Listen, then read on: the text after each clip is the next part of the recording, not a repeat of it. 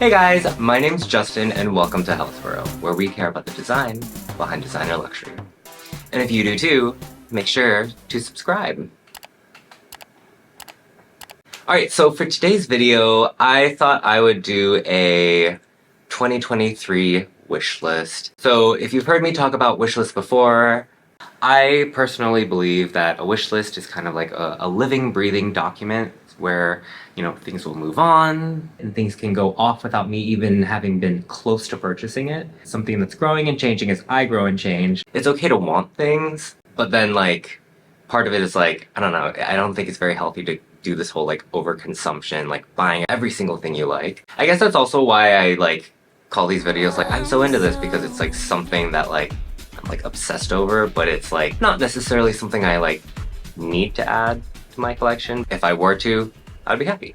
So this first bag, I actually mentioned in my Don't Be Basic video that I'll link into the corner if you haven't seen it. When I do these Don't Be Basic videos, they're kind of an opportunity for me to look into smaller designers. Just put it up here.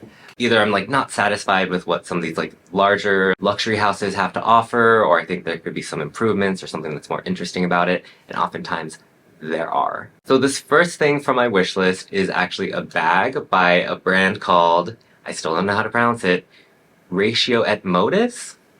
But it's called the holster bag. So in my Don't Be Basic video, I talked about how it looked kind of more edgy, sporty, almost more Galliano-esque saddlebag from Dior. The shape is super interesting. It reminds me actually kind of the gaucho bag. It has the look of the saddle, but then it has a little bit more body to it, so you can, at least I assume you can fit more, and this has that kind of same feel, although it is a little bit more shallow. But the thing that really stuck in my mind about this bag is when you open up that flap and you see all these little details that help you stay organized. There's card slots, detachable coin pouch. I don't know, the fact that almost the most interesting part of the bag is on the inside, I think that's so clever, and I think it's a great use of a flap to actually hide things instead of the multi-pochette, or no shade if you have it, but all these little utilitarian type bags where there's just a million little pockets on the front. I don't know, there's something about hiding away all my secrets. I'm into that. So this next piece is actually a piece of clothing from a burgeoning American designer.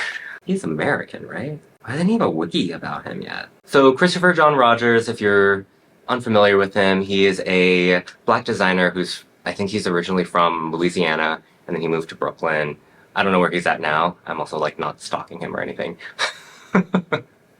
What would you guys say if I was and his address is 122 Bleecker, North Southampton in Brooklyn, New York, area code 10021 or something? Would that be okay, let's cool it down, Justin.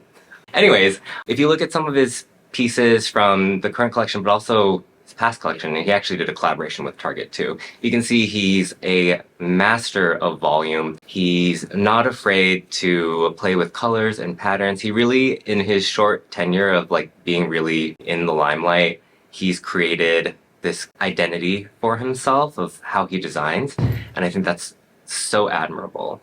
But then this piece, I think is a little bit more tame compared to some of the other things that he's done, but I love it. So this piece isn't technically named, but it's the 2-in-1 sheer crewneck sweater. And basically it's a sweater, but then it's attached to another sweater on the back. To me, it kind of reminds me of the Loewe triple shirt that I have, but it's a little crazier because it's almost he put the sweaters back to back. I don't know, there's some fun about it where when you're wearing it one way, you could even see the tag. It reminds me of I don't know if I can even find a picture of it, but Abercrombie and Hollister back in the 10s, they made these shirts that were meant to be worn inside out so you could see the tag, and there was something about that I was this is fashion! Which I'm sure it came from somewhere, but anyways, I just love how it's a piece that you can wear multiple ways. There's a bit of versatility, you can play with the sleeves. I don't know, it's a piece that I would love to add to my collection. But also it's $1,000 for a sweater, so we'll see. This next item is a little ridiculous because sorry, I'm just laughing because I'm imagining what you guys are thinking, especially considering I have a very similar bag to it and it's right behind me. but it's from Loewe and it's called the Fold Shopper in Raffia. So basically this tote bag has the same kind of feel as like an IKEA bag, similar to the Balenciaga that I have. It has like a short handle, like a short top handle, and then a longer strap that you can wear on your shoulder. But for me, what I like about this is it's taking the context of this kind of like well-known shape of tote that you find in like grocery stores used for that kind of thing.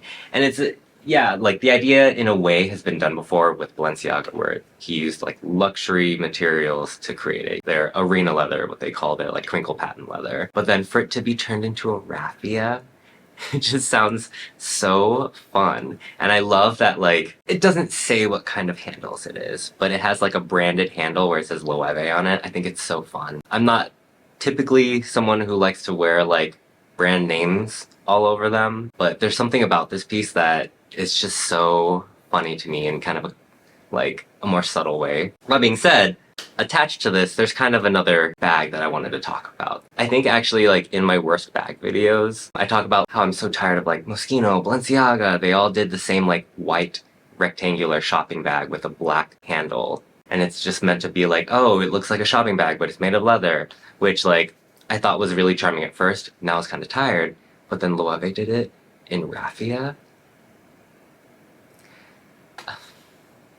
Something about it. It hasn't come out yet, so I don't know the name of it, but it's like a light raffia, and then it doesn't even have like that thin black leather handle. It has just like a regular, it looks like a top handle for a bag. So for me, that instantly makes it a little bit more wearable. It's a little bit more comfortable to carry.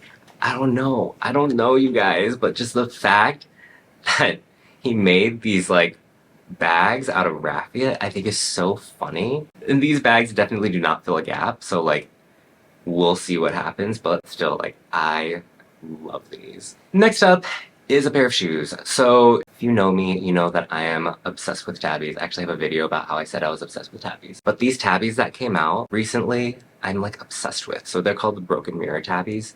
It's almost like a silver, chromish, like patent leather, but then there's like an effect done to it where it's like broken almost, so it looks kind of like shattered mirror. And these are such a beautiful finish on this already kind of like strange shoe. I think it's kind of like taking it from one step and pushing it up again. I've seen some versions of Tabis that are like, they have graffiti or like splattered paint, stuff like that. I have ones that are like painted white, but then these are like flashy, but they almost feel like not too crazy flashy for being a flashy shoe. If I can find them on sale, maybe I'll add them to my collection, but we'll see. So the next thing I want to talk about is a bag from Bottega Veneta, and it is the Kalimero. When I saw this coming down the runway, I was instantly in love. And the fact that it comes with like a drawstring pouch for you to put inside of it so that it, you know, it feels like a little more secure, I guess. I don't know, I love that. But the fact that like it's not just the typical like intreccio like woven leather, but it's this, they call it a foulard intreccio. It's these gathered leather strips that they then weave into this bag.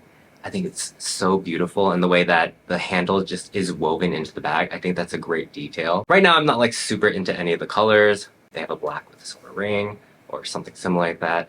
I would instantly like be like, okay, this is officially like something that I need. The price is crazy, so we'll also see about that. But it's almost like silly, but done in like kind of serious way, and I think that contrast of like looks is what really attracts me to that bag. Next up is the dumbest bag in the world, and it's from JW Anderson. It is the Pigeon clutch. I've talked about this bag so many times. I love this bag so much, but I cannot bring myself to buy it because it is so dumb. It's not versatile. It's very specific. Is the longevity going to be there for me? I mean, yes, it's a pigeon. I love pigeons.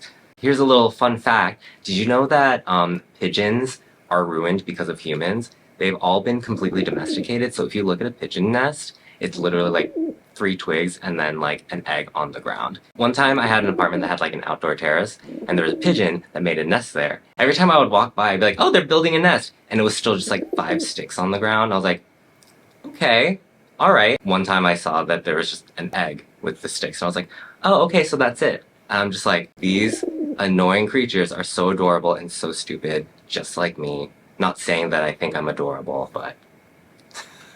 And this last thing I want to talk about is a bag from a brand that I've just found out about recently called Published By. It's an Austrian studio. It seems like their main material to work with is like metal. The bag that first caught my eye is called Phil's Third Eye, and it's basically this like sculptural, like I don't want to call it a Minaudier because like when I think of Minaudier, I think of like a clutch that's like handheld. Besides the size of it, this I think falls under that kind of category. It even comes with like a detachable chain strap, and then it has this what they call a rope connector. I guess that helps with the closure of it though, but it's basically like a Napa leather rope that you like tie around the handle to help keep it closed, I guess, but then you can also use that as strap. I think this is one of the most beautiful pieces I've seen in a while, and it's just very like, it's startling. Honestly, it kind of feels like this is like a weird sculpture you'd find in a rich person's home who like has no idea what the meaning is behind it or what the artist's like purpose in like creating it was, but it's just like, it's shiny and it's cool. And that's honestly kind of like why I like it. I'm like, oh, it's shiny and it's cool. Oh. But then one little last bonus bag I want to talk about. It's also by Published By. So originally I was like, oh, I love the Phil's Third Eye. I'm gonna get that one.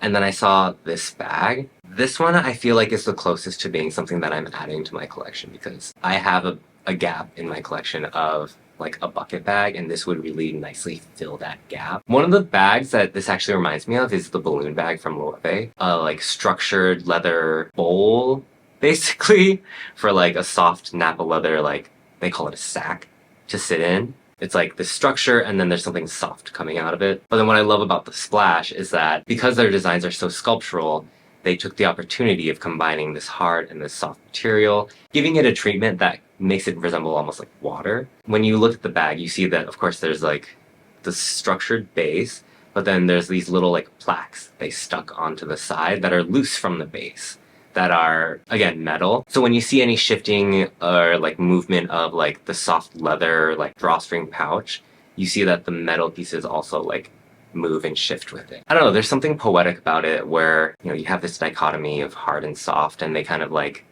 upend your expectations of like what moves, what doesn't. It's a little bit confusing of a bag in, I think, the best way possible. But yeah, let me know in the comments, do you guys like any of these things? Do you think any of them are just like a little too weird? I don't know. I just love hearing from you guys and you guys sharing like what your thoughts are, and like if you have a wish list, let me know too. I love hearing that kind of stuff. But that is all I have for you today.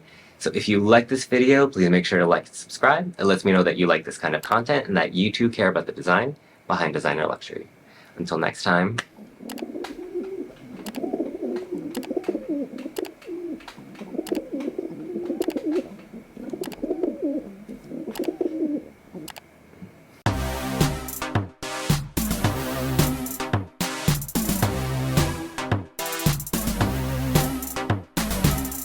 This is fashion.